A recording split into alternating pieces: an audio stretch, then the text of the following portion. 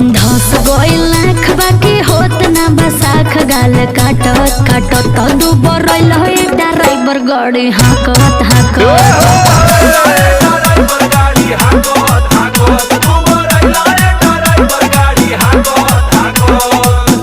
का करी तू इतना सुघर लागेली न। अच्छा तोके केतनो प्यार करी मनवे न भरेला।